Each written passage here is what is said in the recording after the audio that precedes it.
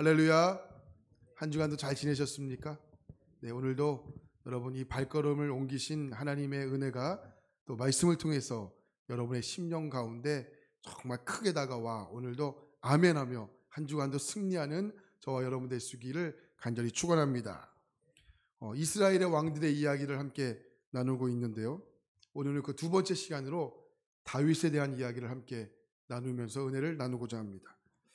하나님께서 이스라엘 왕들을 보시는 기준이 있어요. 그들이 얼마나 정치를 잘했는지, 경제를 부강하게 했는지, 또한 국방을 살렸는지, 또 문화를 잘 유지했는지가 아니라 하나님께서 보시는 이스라엘 왕들의 평가는 그들이 얼마나 하나님 말씀에 순종했는가, 그들이 하나님의 중심으로 살아갔는가, 여기에 주안점을 주시고 그들의 왕을 평가하고 있다는 것이죠.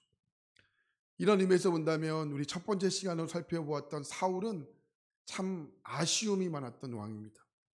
처음 그가 가지고 있었던 하나님에 대한 순수한 마음, 순종하고자 했던 그 마음이 점점점 잃어버리고 하나님께 불순종하게 되는, 그래서 하나님께서 그 마음을 이렇게 아파하시면서 사울을 왕으로 세운 것을 후회했다. 이런 한탄스러운 마음을 성경에 기록하고 있다라는 것이죠. 그래서 하나님께서는 그 마음을 끝내 돌이킬 수밖에 없었던 것이죠. 더 이상 사울을 버릴 수가 없는 거죠. 그래서 하나님께서 사울을 폐위하시고 그 다음 왕으로 두 번째 왕이었던 다윗을 이스라엘의 두 번째 왕으로 세우게 됩니다. 다윗 하면 여러분 유명한 왕이잖아요. 이스라엘에게 있어서 지금까지도 최고의 왕으로 뽑는 왕이 이 다윗입니다. 그래서 이스라엘의 국기에 보면 다윗별이 있잖아요. 그죠? 다윗별. 그러니까 다윗을 이스라엘에게 있어서는 최고의 왕으로 뽑습니다. 근데 사람에게만 최고의 왕으로 뽑는 것이 아니고 하나님께서도 다윗을 가리켜 성경에서는 이렇게 말씀하고 있어요. 내가 이새의 아들 다윗을 만나니 뭐예요? 내 마음에 맞는 사람이다. 내 마음에 맞는 사람이다. 저는 이 말씀 너무 부러운 거예요. 하나님의 마음에 맞는 사람이다. 사람에게 있어서도 저 사람은 참 좋다. 저 사람이 참 인상이 좋아. 이러한 이야기만 들어도 마음이 참 좋은데 하나님에게 이런 평가를 듣는다고 생각해 보세요. 야, 너 내 마음에 꼭 들어. 야, 난 너가 너무 좋아. 여러분 이 말씀을 듣는다고 생각을 해보십시오. 여러분 얼마나 정말로 위대한 칭찬이 또 있겠습니까? 하나님의 마음에 맞는 사람, 이것이 누구였습니까? 다윗이었다라고 성경은 기록하고 있는 거예요. 여러분 우리가 무슨 일을 만날 때 종종 이런 말들을 해요. 오늘은 일이 잘 풀렸다, 또는 참 일이 안 풀린다. 그리고 일이 잘 풀리지 않으면 특별히 하나님을 믿는 우리에게 있어서는 그 가운데 하나님께 기도해요. 하나님 뜻이 무엇이죠? 하나님이 이끄시는 계획이 무엇입니까? 하나님의 뜻을 달라고 기도해요. 근데 우리가 이전에 하나님의 백성으로서 하나님 믿는 하나님의 자녀로서 하나님의 뜻을 묻기 전에 우리는 또 한 가지의 질문이 있어야 돼요. 내가 왜 진짜 하나님 뜻을 알기를 원하는가? 여긴 두 가지 질문이 있을 수 있어요. 정말로 하나님의 뜻을 제대로 알고 그 뜻에 순종하고 싶어서 하나님의 뜻을 알기를 원하시는 경우가 있는 반면에 일이 잘 안 풀리기 때문에 그에 대한 답으로 하나님의 뜻을 묻는 그 질문, 이 두 가지의 질문이 있을 수 있다는 거죠. 여러분 우리가 살아가면서 이 질문이 왜 중요한 질문인지 아십니까? 하나님의 뜻을 묻는 상황 속에서 내 삶의 주도권이 하나님에게 있는지 아니면 나에게 있는지 분명히 알 수 있는 질문이 하나님의 뜻이기 때문에 그래요. 이 두 가지 측면에서 하나님 뜻은 두 가지로 볼 수 있어요. 첫 번째로 하나님께서 허락하신 뜻이에요. 하나님께서 허락하신 뜻. 또 한 가지는 하나님께서 주관하시는 뜻이에요. 하나님께서 허락하신 뜻과 하나님께서 주관하시는 뜻, 이 두 가지 뜻이 있어요. 제가 이 만수교회에서 청년 사역을 좀 오래 했는데 청년들과 오랜 시간을 만나면서 청년 사역을 하지 않았습니까? 특별히 청년 사역을 하다 보면 청년들의 질문이 굉장히 많으면서 굉장히 다양해요. 근데 그 다양한 질문들을 압축하면 두 가지예요. 어떻게 하면 결혼을 잘할 수 있는지, 어떻게 하면 돈을 잘 벌 수 있는지, 이거 두 가지예요. 굉장히 많은 질문들이 있지만 그것을 압축하면 두 가지예요. 어떻게 하면 결혼을 잘할 수 있고 어떻게 하면 돈을 잘 벌 수 있는지. 나머지 것들은 다 가지치기입니다. 청년들이 이제 연애를 시작하라고 저 청년들을 가리킬 때, 야, 연애를 시작할 때 먼저 와서 기도받고 시작해. 헤어지고 나서 목사님 기도해 주세요. 그러면 안 해준다 나는. 그러니까 먼저 연애 시작하기 전에 먼저 기도받고 시작해. 그렇게 꼭 가르쳤거든요. 근데 이렇게 기도받고 시작하겠습니까? 안 하죠, 그죠? 그럼 꼭 와서 물어요. 나 이 자매와 이 형제와 결혼하고 싶은데 하나님의 뜻이 무엇인지를 알고 싶어요, 목사님. 근데 제 그 질문 속에 자세히 들어보면 이미 결정은 다 하고 왔어요. 나 이 자매와 결혼하고 싶은데 기도해 주세요, 이거예요. 그러니까 제가 그 청년들에게 할 말이 없어요. 야, 더 기도해봐라. 이렇게 말해요. 이렇게 말하면 어떻게 돼요? 삐져. 토라져요. 그러니까 말을 못해요. 결정은 다 하고 무슨 기도를 해줍니까? 결정 다 하고 기도. 그러니까 항상 결정을 하지 말고 와서 좀 기도하자. 이렇게 항상 묻거든요. 그러니까 보통 이거예요. 결정은 다 하고 때를 쓰듯이 이렇게 와서 하는 그런 기도들이 상당히 많이 있습니다. 물론 하나님이요, 어린아이가 때를 쓰듯이 기도하면 들어주실 때가 있어요. 그러나 정말 이것이 하나님 뜻이 맞을까? 이 뜻이 맞을까는 다시 한번 곰곰이 생각해 봐야 돼요. 그래서 하나님의 허락하신 뜻이 있고요. 하나님이 주관하시는 뜻이 있어요. 그러니까 하나님께서 허락하신 뜻은 내가 때를 쓰면 하나님께서 허락해 주세요. 근데 하나님께서 주관하신 뜻은 내가 아무리 때를 써도 하나님이 이것을 허락하지 않으세요. 우리는 토라지죠. 하나님 내가 그만큼 원하는데 하나님 왜 안 들어주세요? 근데 이것은 하나님이 주관하신 뜻이 있음을 여러분 아셔야 돼요. 다시 말해 하나님의 뜻은요, 우리가 순종해야 알 수 있어요. 순종해야 알 수 있어요. 순종하지 못하면 하나님의 뜻은 분별할 수 없어요. 하나님 뜻이 막 느껴져요. 여러분, 느낌으로 아는 것은 실패할 확률이 많습니다. 네. 여러분, 결혼 생활도 막 느껴져요. 느끼면 실패할 확률이 많습니다. 신앙생활은 느낌으로 하는 거 아닙니다. 오늘 느낌이 막 좋아요. 여러분, 신앙생활은 느낌으로 하는 거 아닙니다. 하나님의 뜻은 느낌으로 알 수 있는 것이 아닙니다. 하나님의 뜻은 순종해야 알 수 있습니다. 할렐루야. 네, 순종해야 알 수 있어요. 우리가 하나님의 음성을 듣고 싶어 합니다. 하나님의 음성은 어떻게 듣습니까? 순종해야 듣습니다. 순종하지 않으면 백날 못 듣습니다. 네. 순종해야 이것이 하나님의 뜻이었구나 라는 것을 알 수 있어요. 그러면 순종하면 실패할 수도 있잖아요. 그러면 나중에 실패할 수 있는 확률이 줄어들면서 하나님의 음성을 듣는 거예요.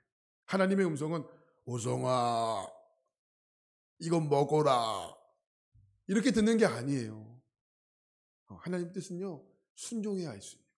할렐루야. 그러니까 여러분의 살아가면서 많은 생각들이 들잖아요. 생각들이 구별되는 것이 하나님의 음성을 듣는 거예요. 이것이 나의 생각인지, 이것이 마귀가 주는 생각인지, 아니면 이것이 하나님이 주시는 생각인지 순종해야 알 수 있어요. 그래서 여러분, 신앙생활 하시면서 특별히 기도하실 때 여러분들에게 드는 생각들은 잘 적어보세요. 말씀을 통해서 여러분에게 들려주시는 말씀에 감동이 있다면 한번 적어보세요. 그리고 순종해 보는 거예요.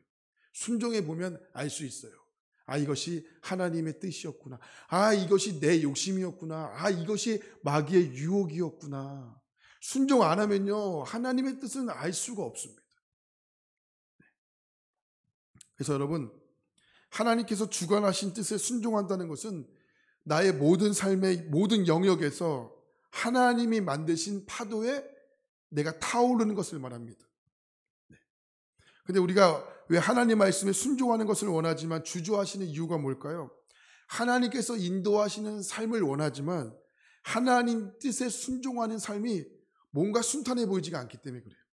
왜요? 예수님도 하나님 뜻에 순종하고 어떻게 되셨어요? 십자가에 죽으셨잖아요. 그래서 하나님 뜻에 순종하는 것은 이게 고난의 길을 걷는 거구나. 이게 힘든 길을 걸어가는 거구나. 어려운 길을 걸어가는 거구나. 그래서 주저하는 이유가 거기 있습니다. 근데 여러분 그거 아세요? 하나님의 주관하신 뜻에 우리가 삶에 올라가면 고난과 고통의 길을 걸어갈 수 있지만 그 속에서만 우리가 누릴 수 있는 하나님의 놀라운 은혜와 엄청난 기적을 경험할 수 있는 거예요. 할렐루야. 이런 관점에서 믿음은 무엇이냐면 내가 하고 싶은 일을 힘겹게 우겨서 이것이 하나님의 뜻입니다 라고 고백하는 것이 아니라 오히려 그 반대예요. 나의 삶에서 행하시는 하나님의 뜻에 내가 무조건 순종하는 것입니다. 이것이 믿음입니다. 그러면 그 속에서 세상이 알지 못하는 그 은혜와 그 평안과 그 평강을 우리의 삶 속에 누릴 수 있게 되는 겁니다. 오늘 말씀에 등장하는 주인공이 다윗입니다. 다윗은 이런 의미에서 작건 크건 모든 일에 있어서 하나님의 뜻에 순종했던 사람입니다. 오늘 말씀에 우리가 잘 아는 이야기가 등장하죠. 골리앗과의 싸움의 이야기. 다윗이요 골리앗과 싸웁니다. 싸우겠다는 것은 의지적인 믿음의 표현입니다. 그 의지적인 믿음의 표현이 하나님의 뜻에 이렇게 맞닥뜨릴 때 거기에 엄청난 기적이 일어나는 겁니다. 오늘 말씀 45절 말씀을 보면 이렇게 표현해요.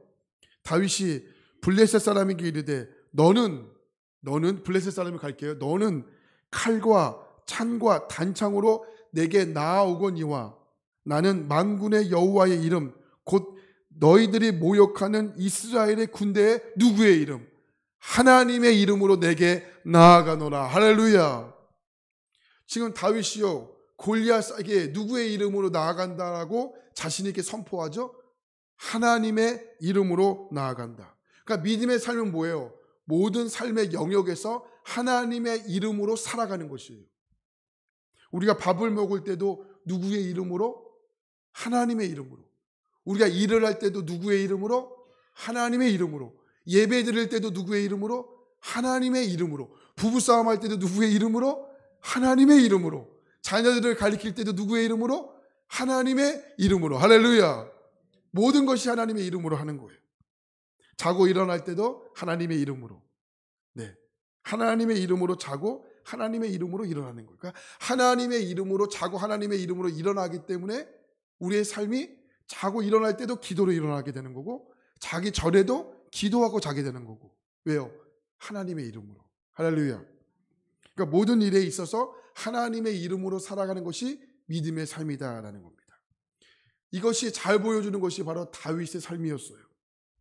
저는 실제로 이 다윗이 골리앗을 이겼다는 것을 정말 실제적으로 경험했던 사람입니다. 저희 아들이 있잖아요. 저 이 예화를 저는 아마 여러분 아시겠지만 저는 예화가요. 했던 것을 또 해요. 했던 것을 또 해요. 했던 것을 또 해요. 그러니까 저 얘기 들었는데 또 하냐? 전 또 할 거예요. 전 다윗이요 골리앗을 이겼구나라는 것을 실제적으로 경험했어요. 제가 사무실에 앉아 있는데 저희 아이가 한 4살, 5살 때 됐어요. 저희 아이가 제 사무실에 앉아 있는데 사무실로 급하게 뛰어왔어요.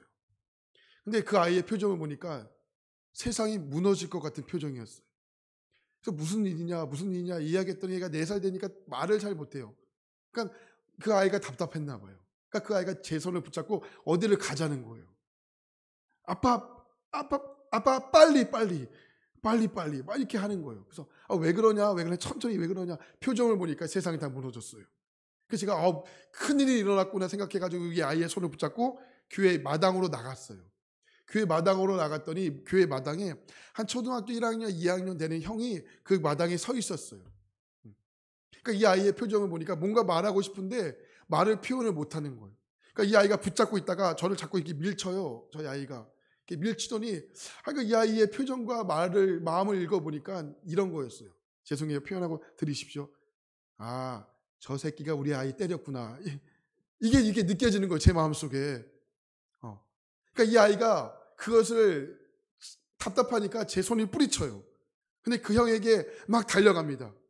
그리고 그 4살짜리 아이가 그 형에게 이렇게 행동합니다. 발차기로 야! 하고 정강이를 차고 저에게 이렇게 달려오는데 그 표정이요. 세상이 무너질 것 같은 표정이 아니고 세상을 다 이겼노라 라는 표정이었어요. 그 아이가 저를 보면서 막 환히 웃는 거예요. 환히 웃어요. 그때 제가요, 뭘 느꼈는지 아세요? 야, 이 아이가 만약에 제가 없었으면 그 형을 보고 도망갔겠구나. 그 형을 보고 무서워서 도망갔겠구나. 근데 제가 있으니까 그 형이 무서워요, 안 무서워요? 안 무서워요. 오히려 그 형을 어떻게 해요? 무섭지 않을 정도가 아니고 그 형을 때려줄 수 있는 용기가 생긴 거예요. 야, 그때 제가 다윗이 골리앗을 이긴 게 진짜구나. 다윗이요, 하나님이 안 계셨으면 다윗은 골리앗을 보고 도망갔어요. 근데 하나님이 계시니까 골리앗이 무섭지가 않은 거예요. 그리고 골리앗을 나가서 발로 차주잖아요. 그죠? 제가 실제적으로 경험했다니까요. 야, 이 아이가 내가 없으면, 제가 하나님이라는 이야기는 아니에요. 비유하자면, 야, 이 아이가 내가 없으면 저 형이 무서워서 도망갔겠구나. 그러나 내가 뒤에서 든든히 서 있으니까 저 형이 무섭지 않고 오히려 그 형을 발로 차주고 세상을 다 이긴 것 같은 그런 표정으로 나에게 다가오고 있구나. 아마 다윗도 그러지 않았을까요? 하나님이 안 계셨으면 골리앗이 왜 무섭지 않겠습니까? 골리앗이 무서웠겠죠. 그런데 하나님이 계시다고 실제로 믿으니까, 할렐루야. 믿는 게 아니에요. 그냥 하나님이 계시구나. 그냥 여기며 살았어요. 그러니까 골리앗이 무섭지가 않은 거였어요. 다윗이요, 골리앗 앞에 나갔던 것이요, 자신의 능력이 있어서도 아니라 하나님이 계셔서 다윗이 골리앗 앞에 나갈 수 있었던 거예요. 여러분, 이것이 믿음이에요. 믿음은 하나님의 이름으로 살아가는 거예요. 하나님의 이름으로 나아가는 거예요. 무섭지요, 겁나지요, 두렵지요. 그러나 하나님의 이름으로 나가는 거예요. 하나님의 이름으로 나가면 저 무섭고 저 거칠고 저 막막한 세상을 발로 찾을 수 있는 능력이 생기는 거예요. 할렐루야. 저는 여러분에게 오늘 그것을 소개하고 하기를 원해요. 여러분, 세상이 무서우십니까? 세상이 두려우십니까? 세상이 겁나 36개의 주랭랑 치십니까? 그러나 하나님이 계시면 그 세상에서 넘실거리는 파도 앞에서 우리는 평안하고 잠잠하게 세상에 승리할 수 있는 믿음이 생기는 것입니다. 그래서 주님이 우리 가운데 말씀하잖아요. 세상을 승리할 수 있는 것은 이것이니, 할렐루야. 유일하게 세상을 승리할 수 있는 것은 한 가지밖에 없다는 거예요. 그게 뭐예요? 너희의 믿음이니라. 할렐루야. 믿음이 세상에 이길 수 있는 거예요.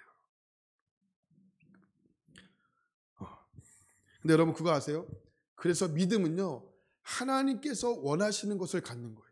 내가 바라는 것이 믿음이 아니에요. 내가 원하는 것은 믿음이 아닙니다. 내가 원하는 대로, 바라는 대로 다 된다는 것이 여러분 큰 복이 아니에요.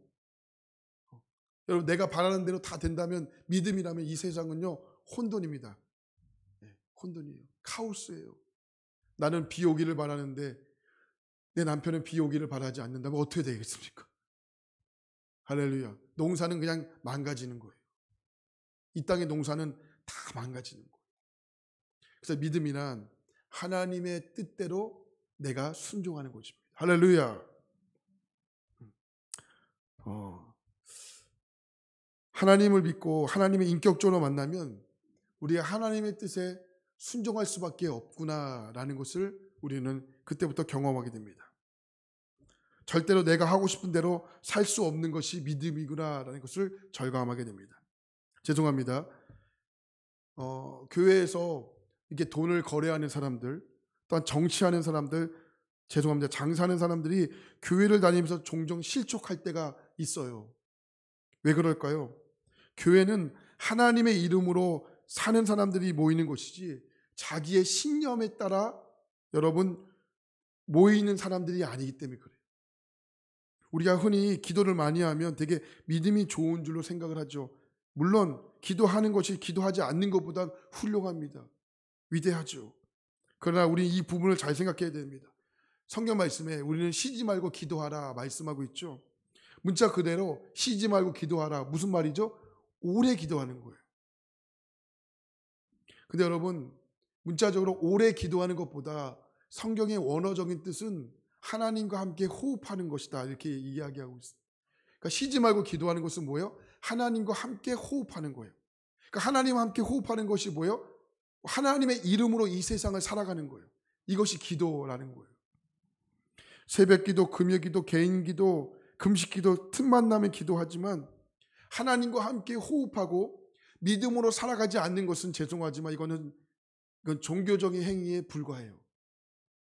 자기의 신념에 따라 기도하고 자기의 욕심에 따라 기도하고 내가 하고 싶은 말만 기도하고 내가 하는 기도 하나님께서 기뻐하지 않는다면 사실 믿음과는 상관없는 기도를 하는 경우가 상당히 많다는 겁니다. 성경에 보시면 다윗이요, 빠짐없이 새벽 기도를 했다, 빠짐없이 철야 기도를 했다, 빠짐없이 꼬박꼬박 기도 드렸다, 이런 말씀이 없어요.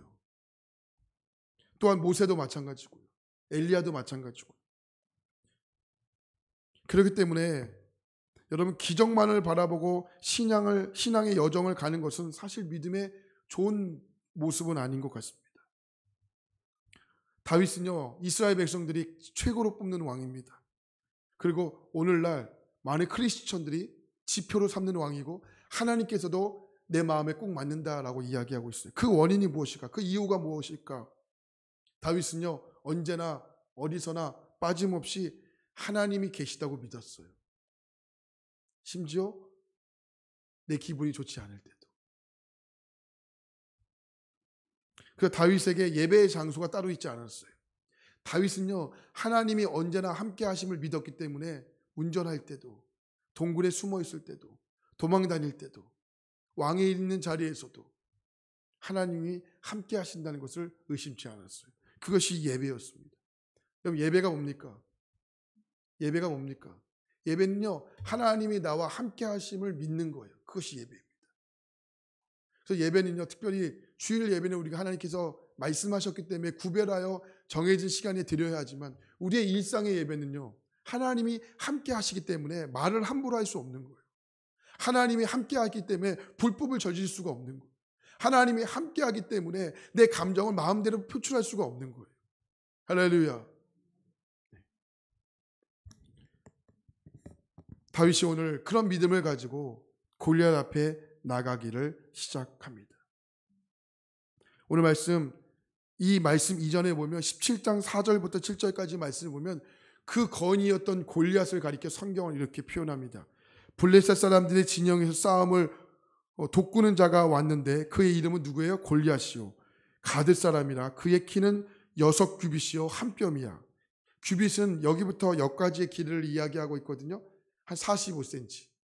45cm니까 45cm가 6개 있으니까 한 2m 50 정도 되겠죠.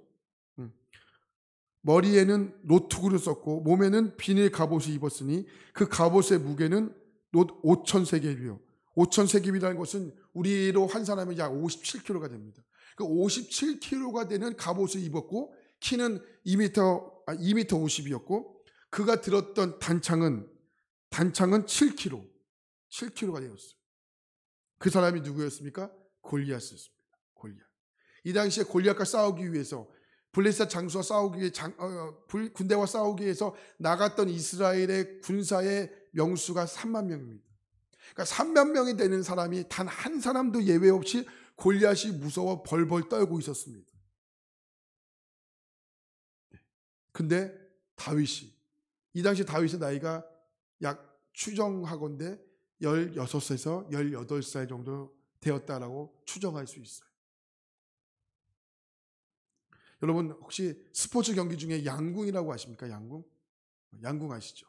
양궁 보면요, 우리의 마음을 참 이렇게 뭐랄까요, 막 벅차게 하는 게 있는데 그게 뭐냐면 양궁의 화면에 보시면 양궁의 가운데 균형을 맞췄을 때 이렇게 그 양궁에서요, 우승을 거머쥐기 위해서는 저 가운데 균형을 약 50%를 맞춰야 우승할 수 있다라고 많은 사람들이 이야기를 합니다. 무슨 말일까요? 운도 있어야 되지만 양궁하는 선수들은 그만큼 훈련을 하는 거예요. 저 가운데 집어넣기 위해서. 저 가운데 집어넣기 위해서 바람이 불 때나 바람이 불지 않을 때나 비가 올 때나 눈이 올 때나 그들은 날씨를 가리지 않고 훈련합니다. 왜요? 저 가운데를 맞추기 위해서. 어렸을 때 다윗의 이야기를 들으면서 이렇게 생각했어요. 다윗이 골리앗을 이길 수 있는 확률이 높았지. 왜요? 골리앗이 컸잖아요. 맞힐 때가 많았잖아요. 네. 근데 성경을 자세히 보니까 그게 아닌 거예요. 골리앗은요, 머리부터 발끝까지 57kg가 되는 갑옷으로 둘렀어요. 그러니까 어디 하나 이길 장소가 없어요.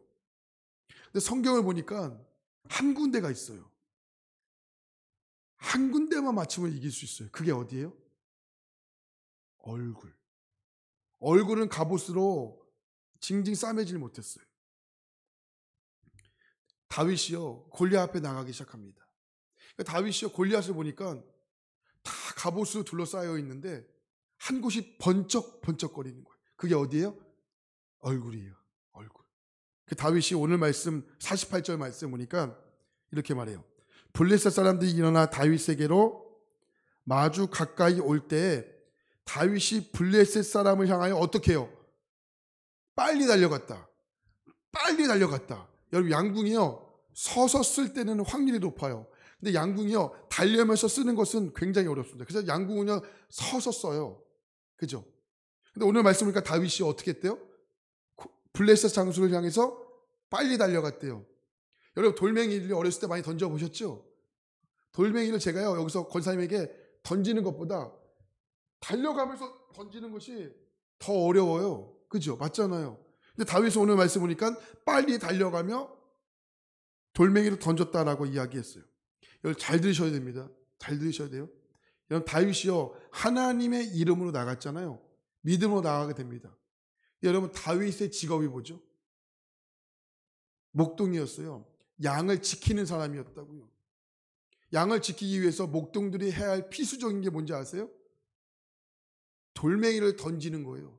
그러니까 다윗은요, 하루에 수도 없이 양궁 선수들이 관역을 맞추듯이 다윗이 매일같이 했던 훈련이 뭔지 아세요? 돌멩이를 던지는 훈련을 매일같이 했다는 거예요. 제가 말씀드렸죠. 하나님이 허락하신 뜻이 있고 하나님이 주관하신 뜻이 있다고. 하나님이 주관하신 뜻에 내가 나의 생함이 맞춰질 때 하나님의 기적이 일어난다고. 할렐루야. 그러니까 여러분 하나님께서 오늘 이 예배 자리를 부르셨잖아요. 그러니까 여러분 순종하신 거예요. 그러니까 여러분의 순종이 하나님께서 주관하신 뜻에 맞춰질 때 이게 놀라운 기적이 일어나는 거예요. 할렐루야. 다윗이요, 그냥 던진 것이 아니고 빨리 달려가며 던졌어요. 그만큼 훈련을 했다는 거예요. 돌멩이 던진 훈련을. 그 돌멩이 던지는 훈련이 하나님께서 언제 쓰실지 몰라요. 그런데 하나님께서 쓰시는 날이 있었어요. 다윗은 이때 마음 먹었죠. 내가 하나님의 이름으로 나아간다. 내가 지금까지 훈련했던 돌멩이 던지는 훈련이 지금 하나님의 기적이 일어나게 될 것이다. 이러한 믿음과 이러한 순종으로 행해질 때 하나님의 놀라운 기적이 일어나게 되는 거예요. 그냥 믿음은요, 단순하게 맹목적으로 믿습니다가 아니에요. 단순하게 믿습니다라고 행하는 게 아니에요. 할렐루야. 어떻게 해서 다윗이 골리앗을 이겼습니까? 하나님이 도와주셔서 이겼습니다. 그러나 다윗이 물맷돌을 던졌던 실력이 있었기 때문에 이긴 거예요. 여러분, 이해되십니까? 그 실력 위에 하나님의 놀라운 역사가 이루어지게 된 것이. 때는 우리가 신앙생활하면서 하나님께 간절히 기도할 때 있죠. 그 기도가 응답될 때가 있어요. 자녀들이 좋은 대학에 들어가고 취업이 되고 병이 낫고 여러 가지 일들을 경험하게 됩니다. 전적인 하나님의 은혜죠. 저는 이런 상황들을 절대로 부인하지 않습니다. 저도 병이 나면 하나님께 기도할 겁니다. 자녀들이 대학을 가기 위해서 하나님께 간절히 기도할 겁니다. 좋은 취업 위해서 하나님께 간절히 기도할 겁니다. 그러나 저는 노력할 겁니다. 자녀들이 공부할 수 있도록 환경을 만들어 줄 겁니다. 병이 낫기 위해서 좋은 의사 찾아갈 겁니다. 바로 이것입니다. 우리가 맹목적으로 믿습니다가 아닙니다. 여러분들이 그 일을 위해서 하나님 앞에 준비되어 있을 때 하나님의 놀라움이 더해졌을 때 그것에 엄청난 기적이 일어나는 겁니다. 할렐루야. 그 김범권 목사님이 쓰신 생명의 떡 오직 예수라는 책을 보면 어떤 도구를 가지느냐가 중요한 것이 아니고 하나님이 그것을 사용하신가 아니면 그렇지 않는가가 중요하다고 이야기해요. 이 책에서 소개하는 내용을 하나 가지 소개해 드릴게요. 노숙자를 위해서 사역을 하는데 치사 장비를 실었던 그 차가 너무나 노후가 돼서 사고 날 뻔한 사건이 일어났습니다. 그리고 하나님께 기도했대요. 하나님, 서울역에서 술 먹고 인생을 허송세월하는 노숙자 형제들에게 복음을 전해 예수를 믿고 하나님의 자녀가 되는 일을 위해서 이렇게 열심히 하고 있는데 교통사고로 누가 죽거나 다치고 하면 어떻게 하십니까? 하나님의 영광을 가리지 않겠습니까? 아주 간절하게 그 노숙자 사역을 하는 모든 팀들이 모여서 하나님께 기도하기를 시작했대요. 근데 그 기도가 끝나자마자 한 회사에서 연락이 왔대요. 우리 회사에서 사용하는 승합차와 냉동차가 있는데 그것을 가져다가 사용해 줄 수 있겠습니까? 라고 연락이 왔대요. 근데 그 연락을 왔던 회사가 죄송하지만 말보르라는 회사였대요. 말보르라는 회사. 우리 말보르라는 회사 아십니까? 이게 그 담배 회사예요. 담배 회사. 그 담배 회사에서 담배를 시르고 날았던 그 차가 있는데 그 차를 가져다가 사용해 줄 수 있겠습니까? 라고 연락이 온 거예요. 이때 반대하는 사람들이 일어나기 시작했대요. 아니 우리가 하나님의 일을 하는데 어떻게 담배 회사에서 주었던 차를 가져다 쓸 수 있겠습니까? 그러니까 반대하는 사람들이 생기곤 했대요. 그래서 이 김범건 목사님이 그러지 말고 우리 한번 일주일 동안 기도해 보자. 하나님의 분명한 뜻이 있을 거다. 라고 기도했대요. 근데 기도하는데 하나님께서 사무엘상 17장의 말씀이 생각나게 하셨대요. 그리고 함께하는 사람들에게 일주일 후에 만나서 이렇게 이야기했대요. 물건의 종류와 상관없이 모든 물건이 하나님 앞에 사용되어질 때 그 물건과 상관없이 하나님의 영광을 위해서 사용될 수 있습니다. 그 말씀으로 응답을 받고 이 양담배 말보르라는 회사에서 주었던 그 탑차를 사용하는 쪽으로 결정했다고 합니다. 그리고 지금까지도 그 탑차는 서울역에 있는 노숙자를 위해서 밥을 치르다 나누는 위대한 하나님의 도구로 지금까지도 사용되어질 수 있었다라고 이야기를 해요. 여러분, 우리가 무슨 일을 할 때 내가 해야 할 일과 하지 말아야 할 일은 언제나 하나님의 말씀으로 결정하는 겁니다. 제가 겪었던 일을 한 가지 말씀드리고 조금 이야기를 마치도록 합니다. 어느 날 제가 좋은 기회가 있어서 해외로 여행을 갈 일이 있었어요. 해외로 여행을 가던 일에 이게 의자에 앉아 있는데 이게 심을 쉬어가지고 오늘은 정말 잘 쉬어야지. 이렇게 하고 이렇게 심을 위해서 이제 갔던 여행이었어요. 그래서 여행하는 중에 비행기를 타고 가는 중에 하나님 제 안에 이날만큼은 좀 하나님 가만 냅두시지. 이날 제 안에 하나님께서 마음에 감동을 주셨어요. 그게 뭐냐면 제가 이렇게 비행기를 타고 가는데 그 옆에 어떤 이렇게 남성이 앉아 있었어요. 남성이 앉아 있었는데 그 청년에게 말을 걸라는 제 마음에 감동을 주셨어요.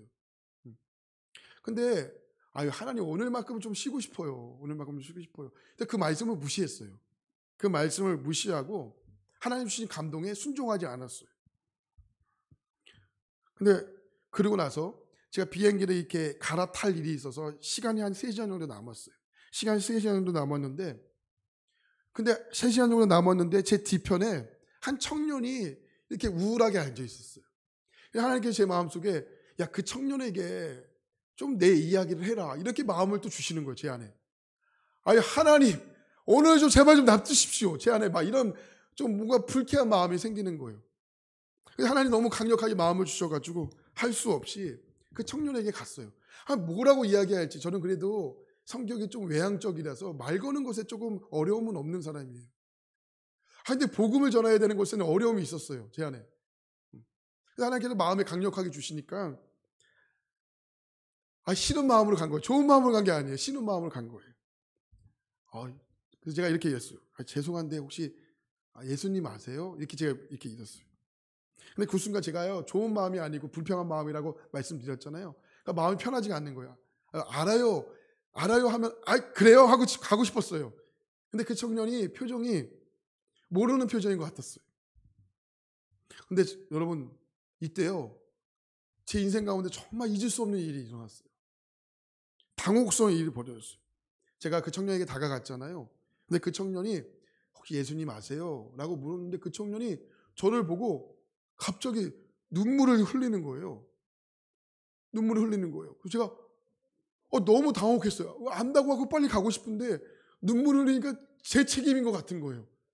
그래서 제가 어떻게 해야 될까 이렇게 가만히 있는데 그 청년이 이렇게 이야기해요. 사실은 제가 일이 너무 풀리지 않아서 삶을 어떻게 살아갈까 고민하고 있었어요. 이렇게 이야기하는 거예요. 그리고 하나님께서 나를 잊지 않으셨으면 하나의 신호를 주셔서 사람을 만나게 해주십시오. 이렇게 마음으로 기도하고 있었다는 거예요. 근데 제가 마치 그 청년에게 가서 말을 걸은 거잖아요. 혹시 예수님 아세요? 혹시 예수님 아세요?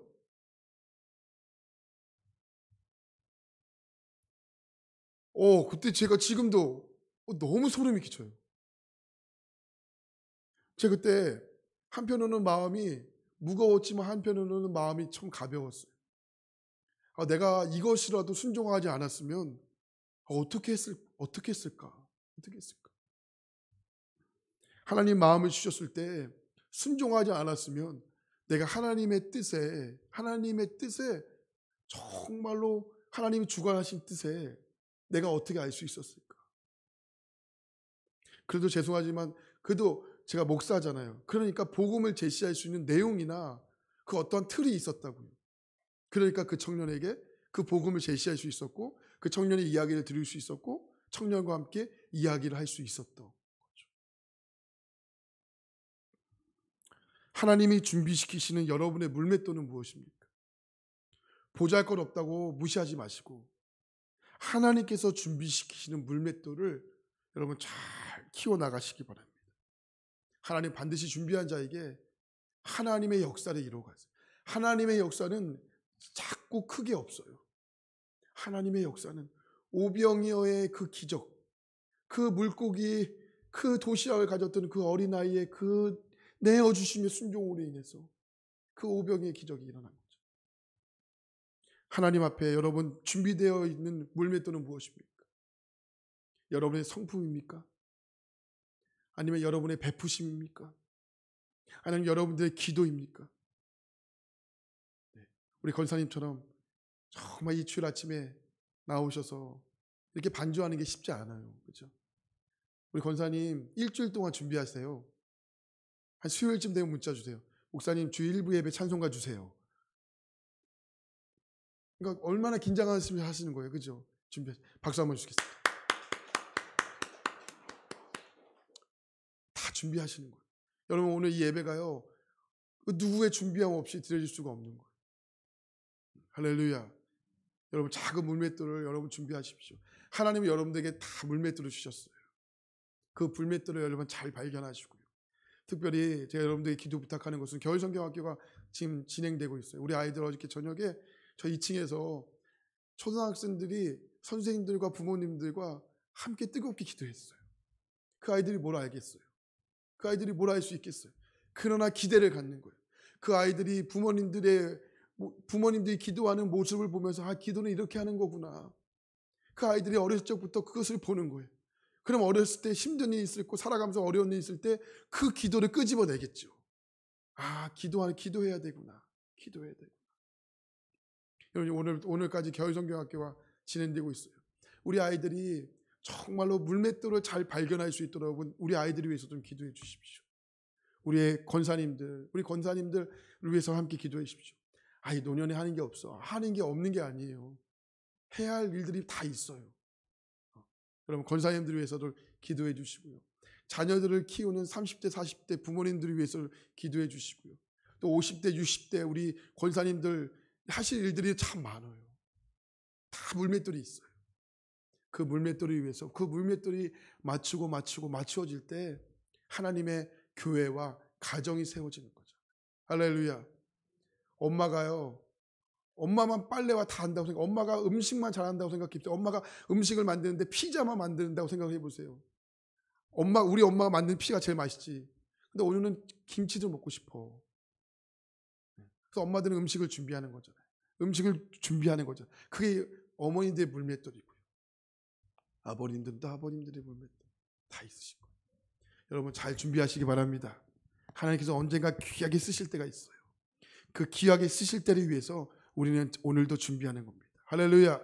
그런 은혜가 저와 여러분 삶 가운데 가득하게 되기를 간절히 바랍니다. 그래서 하나님의 역사에 사용되어지는 물맷돌이 되기를 소망하시고 그것이 무엇인지를 제대로 아시고 발견되게 하는 저와 여러분의 삶이 되시기를 여러분 날마다 기도하는 은혜가 있기를 축원합니다. 하나님 감사합니다.